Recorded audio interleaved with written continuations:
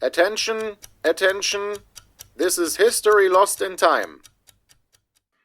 And welcome to episode 25 of the History Lost in Time podcast. In this and another episode, I will talk about the memoirs of Wilhelm Keitel, head of the Wehrmacht High Command. The topic of this episode. In episode 13, I talked about the life of Wilhelm Keitel. The focus was on the Nuremberg trial, opinions about him, and his own opinions. Back then I said that unfortunately I didn't have access to his memoirs. This has now changed and I have completed reading them. Since I consider them quite interesting, I want to link up to episode 13 and talk about these memoirs. However, there is so much material here that I will make two rather long episodes out of this. In this first episode, I will discuss the time until June 1941. Political agenda and background. You can ask the question if it is okay to give this much space to Wilhelm Keitel to make his case. After all, these are memoirs, not the truth. The great Indiana Jones once said, "In archaeology we care about facts, not the truth. If you are interested in the truth, the seminar for philosophy is at the end of the hallway." That applies to history as well. What interests historians are facts. Did something happen, or did it not? How did it happen? Which truth one gathers from these facts is of a personal nature. One person's traitor is another person's freedom fighter. Even a convicted war criminal like Wilhelm Keitel should get space to make his case. Only dictatorships prevent defendants from defending themselves. Obviously, we must be prepared for distortions of reality, lies, and skipping of facts, just like in all memoirs. I will point out obvious things. I will not repeat Keitel's life. Instead, I will assume that the contents of episode 13 are known.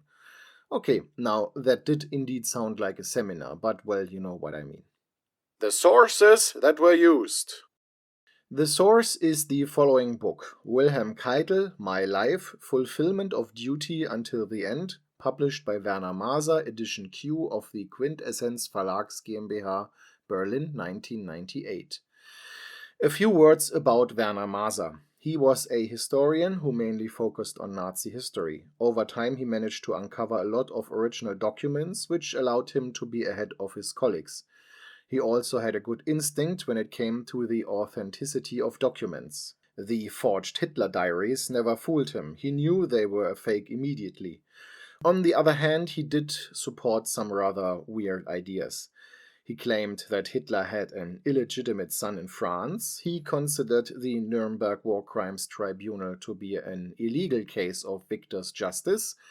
And he also made a couple of false claims, for example that Albert Speer had made a secret deal with the prosecution. However, he did accurately describe the chaotic setup of the Nuremberg trials. His description of Hitler was in part accurate, in part chaotic, as he selected some episodes from Hitler's life and generalized these episodes. One of his most controversial theses, which is still being used by revisionist people, is the preventive war thesis. According to this, the Germans attacked the Russians in summer of 1941, just weeks or months before the Russians would have attacked Germany. Maser did publish a book with this thesis, which I have read. He is basing his thesis on little proof and a lot of vagueness. A glimpse of that will shine through in these memoirs, as Keitel also supported this thesis. To sum up, Werner Maser had both strong and weak moments as a historian of the Nazi era. As a publisher of this book, he played out his strength, being someone capable of finding lost documents. He did find the Keitel memoirs in some archive in 1980. He transferred it to the Federal National Archives in Freiburg and published them in cooperation with the Keitel family.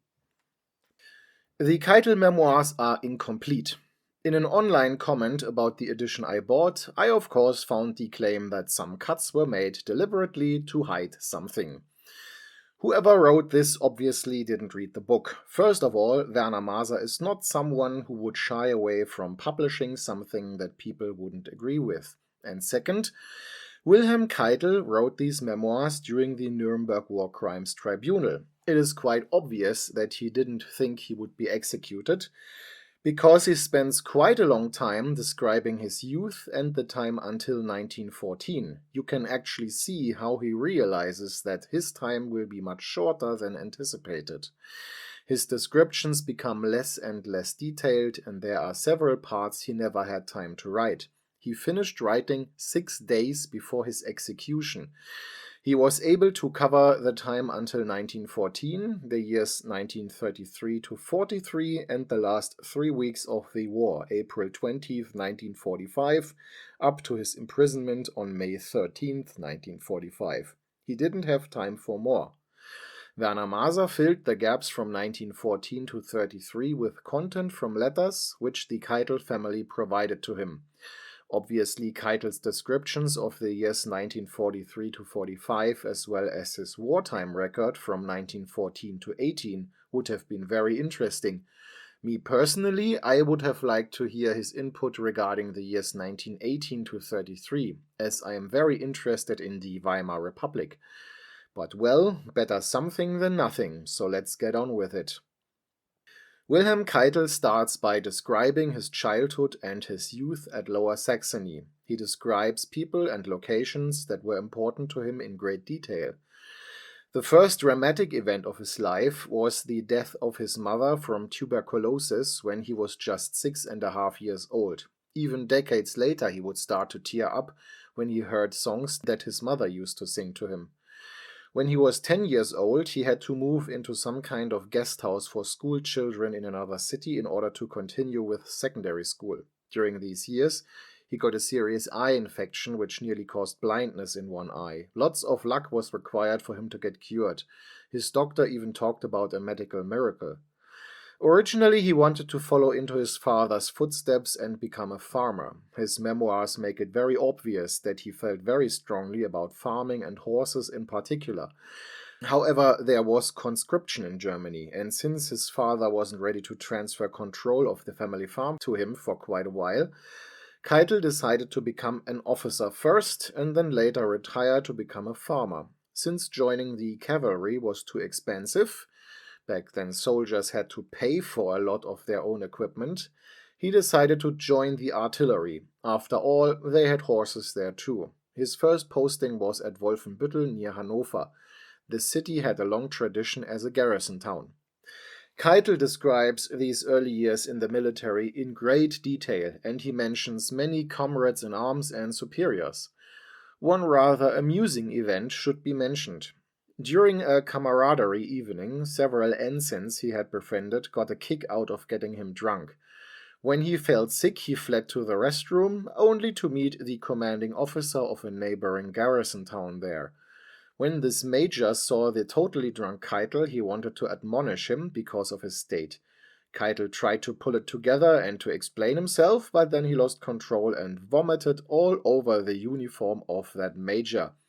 The major then left, scolding and totally outraged. The next day Keitel went to the major and apologized. The major was surprisingly forgiving and didn't scold Keitel that much. He focused more on the ensigns that had gotten him drunk. After lamenting about his uniform, which was ruined and had to be replaced, he gave Keitel the advice to focus more on self-control. Keitel took this to heart and remained fairly restrained when it came to alcohol.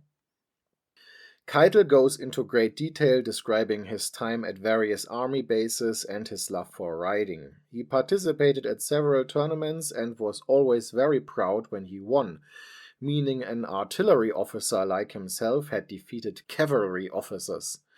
At high society social events, at the time officers had to be present at those, he turned out to be a rather good dancer, which meant that his unit often sent him to social events of higher ranks when good dancers were required. He felt somewhat awkward about this. When he was stationed at a riding school for a while, he had a major accident. On an obstacle course, his horse tripped over an obstacle. Back then, the obstacles were fixed in place, unlike today, for example, in the Olympics. Keitel was thrown off the horse, and the horse landed on him. He was somewhat lucky, though, as he wasn't killed or paralyzed, but he did suffer a bilateral pelvic fracture. The injury healed well, but he was on sick leave for quite a while. Also, for the rest of his life, he had some pain and a bit reduced mobility in the left leg. Keitel went into detail regarding how he met his wife and how their relationship developed. This was clearly written for his own family, and since this isn't really the focus of this episode, I will skip this part. The only important thing to know is that it was a love-based marriage, nothing arranged. The next step in his career, which also somewhat predetermined his future, was his promotion to adjutant of the regiment. When it came to administrative tasks, he was now the right-hand man of the commanding officer of the regiment.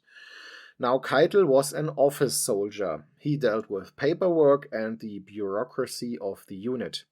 Keitel had a conservative background, but he wasn't a nobleman, so he didn't share the class mentality of the nobility. His motto was "Clear path for the capable." Quote from page 113. "Only performance and character decide in life, not birth, status, property, and income of parents." He also had this to say about military leadership on page 119. "Lack of decisiveness and omission weigh more heavily on the military leader than a mistake in the choice of means." The fact that war was a serious possibility became obvious in 1913 already. Following a training maneuver, the Chief of Staff of the Corps brought in all staff officers and regimental adjutants and pointed out that due to political tensions in Europe, they should review their mobilization plans as soon as possible. In July 1914, Keitel and his wife went on an extended vacation to Switzerland. During this vacation, they read in local newspapers about the assassination of the Austrian heir to the throne in Sarajevo. Keitel, who according to his wife always tended towards nervousness and melancholy, immediately had the worst fears. These were confirmed when he returned to his unit. He writes on page 132, "On the very day of my return to duty, I received the warning from the General Command, imminent danger of war. The first precautionary measures had to be taken immediately. A ban on leave and the recall of soldiers on leave. Without having had much time to reflect, we slipped into the first preparations for war until the telegram arrived on July 30th. Mobilization is ordered. The first day of mobilization is August 1st. On the same page, his military career from 1901 to 1914 is described briefly. In March 1901, he became an officer cadet. In October 1901, he was promoted to ensign, and in August 1902 to second lieutenant. He had his riding accident in 1907. In November 1908, he became adjutant of his regiment. In August 1910, he was promoted to first lieutenant. This was the rank he held when war broke out. As said before, Keitel didn't have time to write much about his wartime record. He was only able to describe the first few days. On pages 133-134, he wrote this about the chaos of the mobilization days. Far worse than this, however, was the almost unimaginable rush of volunteers who besieged and stormed the barracks gate, eager to be enlisted immediately. Young, enthusiastic boys of 15 and 16, among them many schoolboys who wanted to become soldiers immediately and go straight into the field without any training. I had to set up a special recruitment office to contain the rush and channel it in the right direction. I was not allowed to turn away any suitable recruit, but rather to enlist the boys at the recruit depots of the replacement division from the 12th day of mobilization as soon as all units had deployed. When he was transferred to the front himself, Keitel left all his valuable things at home, including his wedding ring. On page 134 he wrote, "On my bare chest I wore a leather pouch containing, wrapped in a piece of paper, 3 German gold pieces worth 50 marks. On the paper I had written that whoever found me dead should bury me and keep the 50 marks. Apart from a pistol and a saber on horseback, I carried only a large pocket knife with all sorts of instruments and a pair of wire cutters in my trouser pocket. I carried the pocket knife constantly since August 2nd, 1914. It was only taken from me while I was a prisoner of war on May 14th, 1945. In a table on page 137, his wartime record is briefly described. According to this, his work as an adjutant ended on August 7th, 1914, because on August 8th he was transferred to the front as commanding officer of an artillery battery. On September 14th, he was seriously wounded on his arm by grenade fragments. He was sent back home to recover.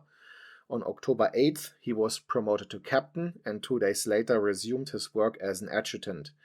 He returned to the front lines on November 11th. Trench warfare quickly led to frustration because on November 25th, page 140, in a letter he wrote, "We are starting to get a bit impatient, especially since this constant confrontation is getting on our nerves."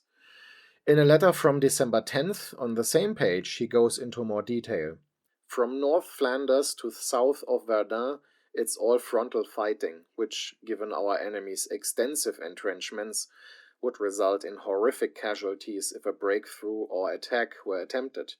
You have no idea how life is like here. The trenches are sometimes less than 100 meters apart." On March 10th, 1915, he was transferred to the General Staff of the 10th Reserve Corps. He served with this unit in Galicia, Serbia, and Verdun. Staff work was difficult for him initially, as he didn't receive any proper training or preparation for the job. On July 27, 1916, he was transferred to the General Staff of the 19th Reserve Division, which also served at the Western Front. On May 3, 1917, he became 1A, meaning First Officer of the General Staff of the 199th Infantry Division.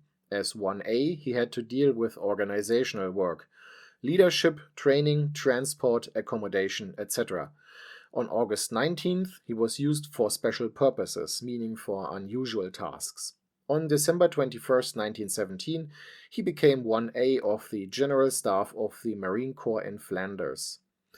His negative mood lightened up a bit during the spring offensive of 1918 when a German victory seemed close, but this temporary high was already gone by summer of 1918.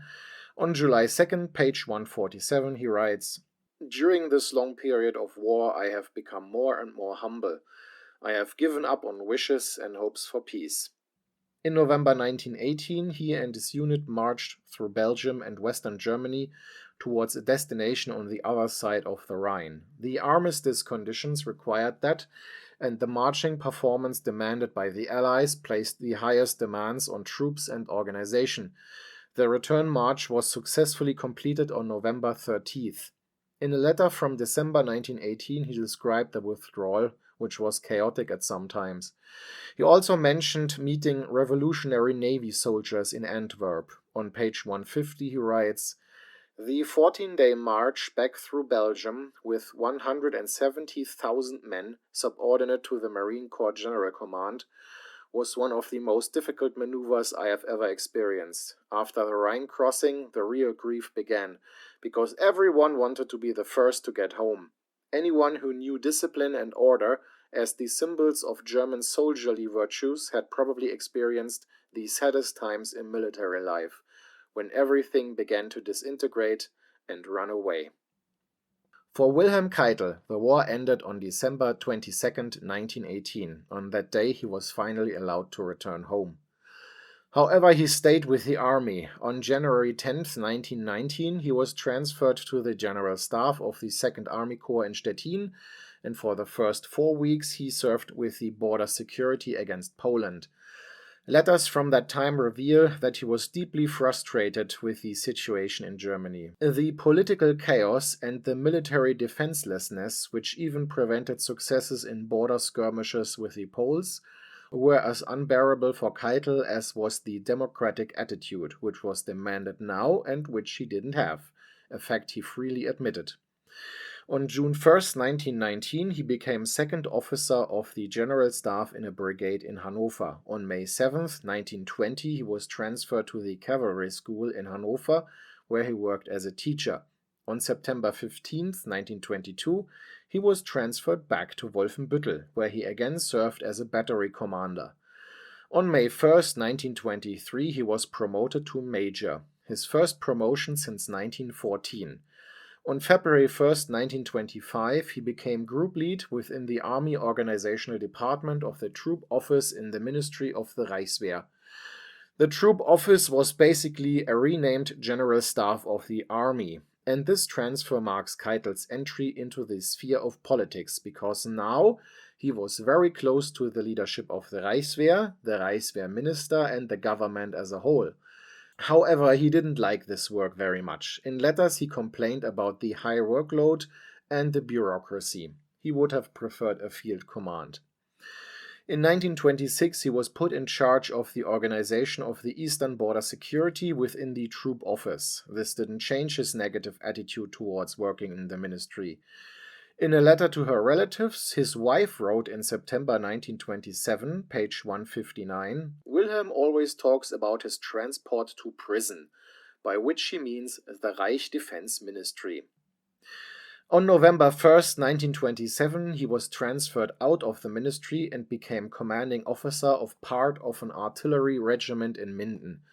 On February 1st, 1929, he was promoted to lieutenant colonel, but on October 1st, 1929, he was transferred back to the troop office. This time he became the head of the Army Organizational Department. He welcomed the end of the government led by the Social Democrats in spring 1930. However, he had a rather low opinion of the right-wing German National People's Party, since it was led by Alfons Hugenberg. On page 161, he writes in a letter from March 2nd, 1931, Unfortunately, we have to do without the support of the right regarding the budget for the Reichswehr. If such behavior by the Hugenberg Party represents the highest level of political wisdom, then one can only feel pity for the followers of such pests. So we must place our hopes in the socialists, meaning the Social Democrats of the SPD. A highly questionable and regrettable fact. The austerity politics of Reichschancellor Heinrich Brüning were not to the taste of Keitel, since they didn't exempt the Reichswehr. In September 1931, Keitel, Major General Adam, and Colonel von Brauchitsch traveled to the Soviet Union. On pages 163 and 164, Keitel mentioned a few impressions from this voyage. The characteristics can perhaps be summed up very briefly as follows. A. The immense expanse of space. B. The availability of all conceivable raw materials as a prerequisite for an independent economy. C. The unshakable belief in the reconstruction and 5-year plan. D. The extremely strenuous pace of work. The Red Army is the core of the state, the darling of the Communist Party, and the springboard to the highest offices in the state. The corresponding propaganda is incredibly skillful and effective. On October 1st, 1931, he was promoted to colonel. In a letter from August 1932, he wrote how appalled he was regarding the behavior of the SR towards the Reichswehr. And here the notes and letters end. The next chapters were worked out by Keitel, so there's more detail. In autumn 1932, he fell ill with phlebitis. Like many other men, he felt like he had to be extra tough, and therefore ignored his illness until that was no longer possible. A shock doctor ordered bed rest, but it was already too late. He suffered a collapse at home soon afterwards. A follow-up examination revealed a lot of secondary illnesses that had developed out of the phlebitis. A thrombosis, a pulmonary embolism, a cardiac collapse, and bilateral pneumonia. People, never ignore an illness. Rest and get better. It really isn't worth it to torment yourselves through an illness.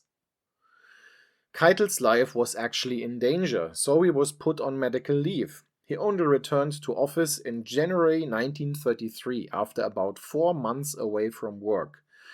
During all this, Hitler was named Reichschancellor. This became topic number 1 during his medical leave. On page 169 he wrote, I was bombarded with questions from all sides and declared that I considered Hitler a drummer who achieved great success among the common people through the power of his speech.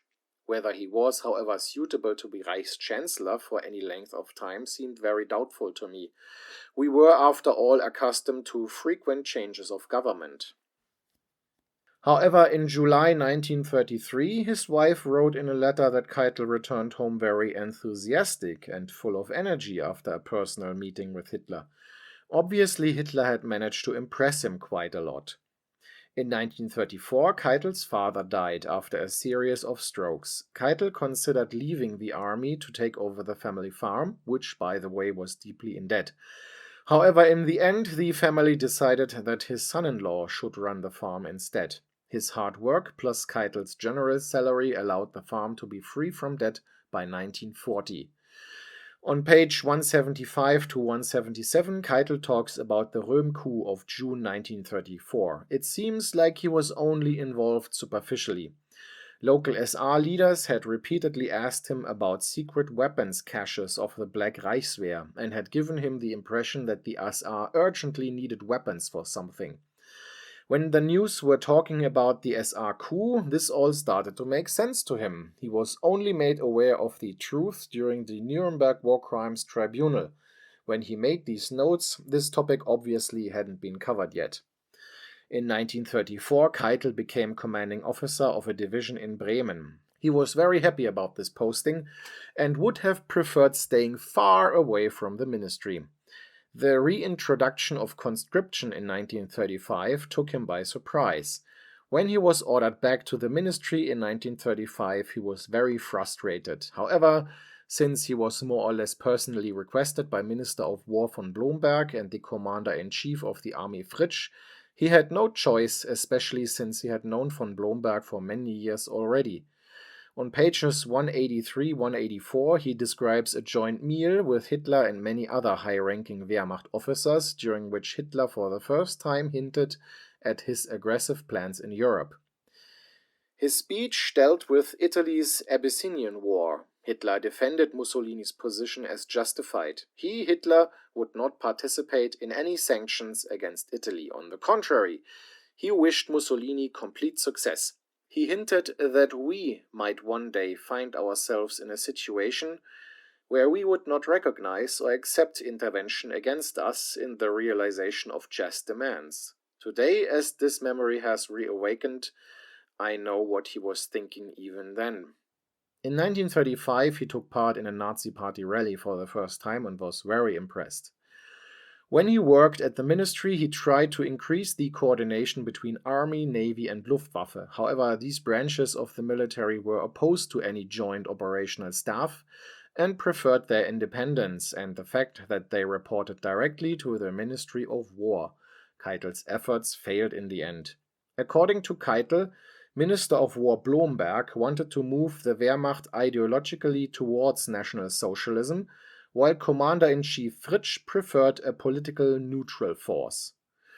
During the occupation of the Rhineland in 1936, Keitel joined conferences with Hitler for the first time. When it seemed possible that the Western Allies might react militarily, the German military tried to persuade Hitler to relent, but Hitler called the Western bluff and ended up being right. Keitel was very impressed by Hitler's political instinct. Unfortunately, episodes like this kept happening in the following years, which led to Keitel thinking that Hitler could never be wrong politically. However, in 1936, the Wehrmacht wouldn't have been a serious opponent to anyone. On pages 197-198, Keitel writes, "At any time, the neighbors could have crossed the borders and dictated disarmament without serious fighting. The army had neither a full complement of weapons, nor tanks or heavy artillery. The navy was insignificant, and the air force was still in its infancy. Any military invasion by a foreign power would therefore have been easy." In late 1937, early 1938, the so-called Blomberg-Fritsch affair took place. Minister of War von Blomberg married a former prostitute, which caused a scandal. A very furious Hitler fired Blomberg as Minister of War. High-ranking Nazis wanted to use the opportunity to also get rid of the conservative Fritsch. He was confronted with false accusations of being a homosexual. These were so weak that Fritsch was later acquitted. However, he still lost his position. Hitler switched out quite a lot of leading officers. Several dozen generals were either transferred or forced into retirement. On top of that, Minister of Foreign Affairs von Neurath was replaced with von Ribbentrop. In short, Hitler got rid of many people that had listened to his 1937 speech about his political and military goals in Europe and had opposed these plans. Keitel's entries regarding this topic show that he was overwhelmed by this scandal on a personal level and that his nerves were not made for this. He tried to keep out of it as much as possible, and conversations about this topic with any of the people involved were highly uncomfortable for him. As a result of this government restructurization, the Ministry of War was abolished. The Wehrmacht High Command was created as a sort of replacement organization, and Keitel was appointed as its head, so he was basically a replacement Minister of War. Commander-in-Chief of the army was now General von Brauchitsch. At the time, Keitel didn't realize yet what this new post meant for him. On pages 211 to 12, he writes, "Criticism is easy for all those who are far from the action and do not have to confront such a demon," meaning Hitler, "on a daily and immediate basis. It is my sacred conviction that even another general, perhaps tougher, more critical and wiser than I was, would not have succeeded in preventing the path to disaster. Why didn't the generals who called me a compliant and incompetent yes-man seek my removal? Was that too difficult? No, it wasn't. But no one would have been willing to replace me. It was convenient to scold me, to attribute all the responsibility to me, but no one came forward to help me, to support me. It was I myself who asked Hitler 3 times to replace me with Manstein. First in the fall of 1939, before the Western Campaign, the second time in December 41, when Brauchitsch left, and the third time when the conflict with Jodl and me broke out in September 42.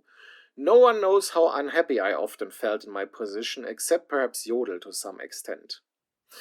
I will talk about the exact circumstances of the times when Keitel asked to be replaced. For now, let's continue chronologically. The invasion of Austria came as a total surprise to Keitel. He was only informed about that by Hitler 48 hours before, when Hitler ordered him to provide troops for the invasion. The army generals tried to talk Keitel into talking Hitler out of this, but Keitel ignored their pleas. Since Hitler's annexation of Austria was also a success, Keitel was again very impressed by him. Already on April 20th, 1938, Hitler talked with Keitel about the necessity to destroy Czechoslovakia. He said that this was a necessary step in order to prepare for the coming conflicts with Poland and the Soviet Union.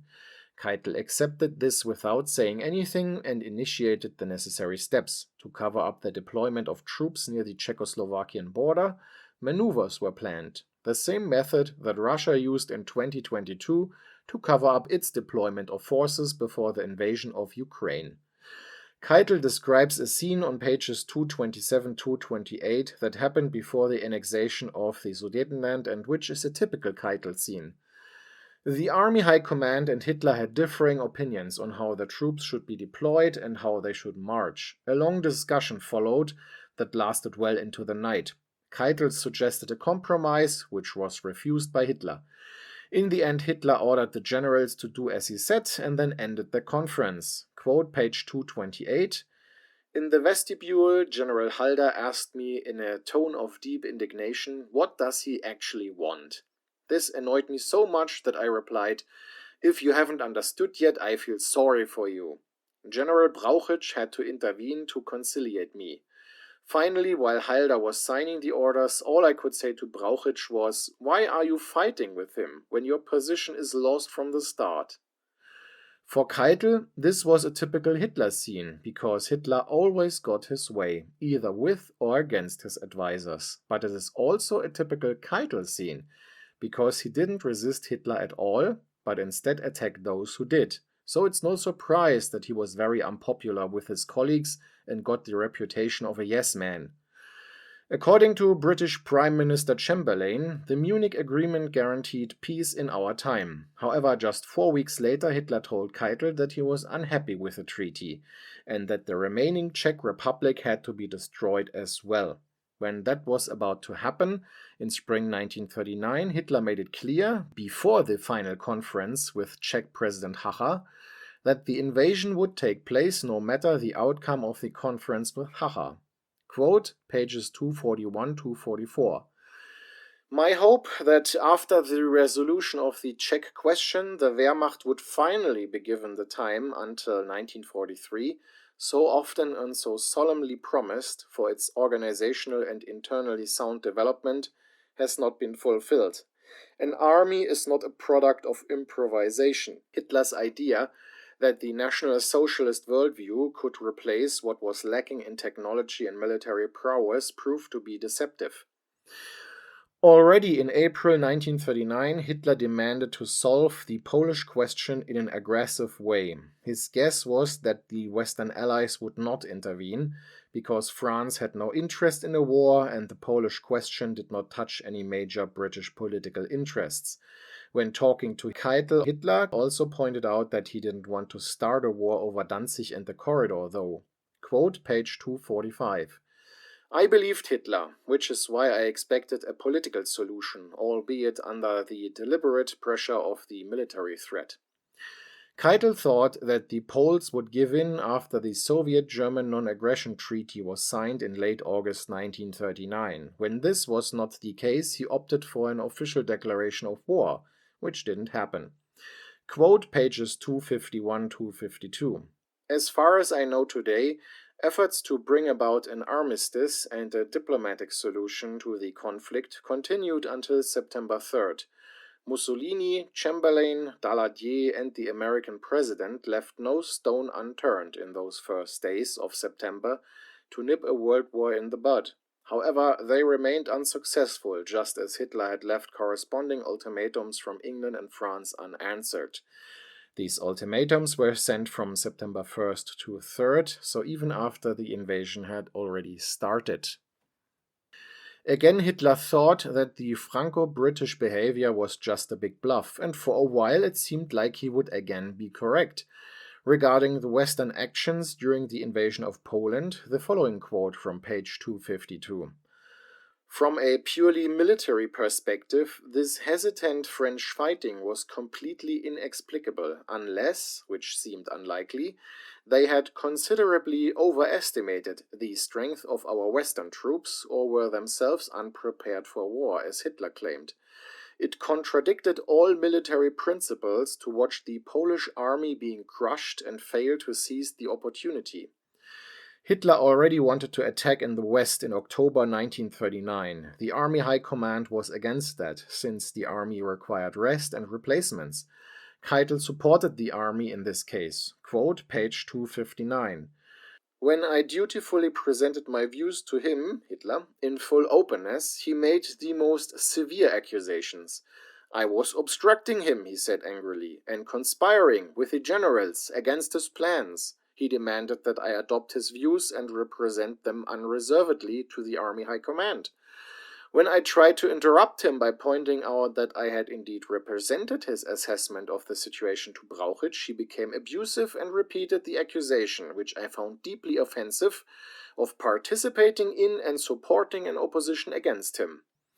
This was the moment Keitel asked to be replaced, but Hitler refused and told him that he shouldn't be so hypersensitive. So Keitel wanted to be replaced because of the way Hitler talked to him and treated him, not because of what Hitler was doing or ordering him to do. This also explains why Keitel became such a yes man. That way, someone else became the target of Hitler's fury, not him. According to Keitel, Hitler wasn't that much directly involved in military matters during the Poland campaign, but that changed during the Western campaign.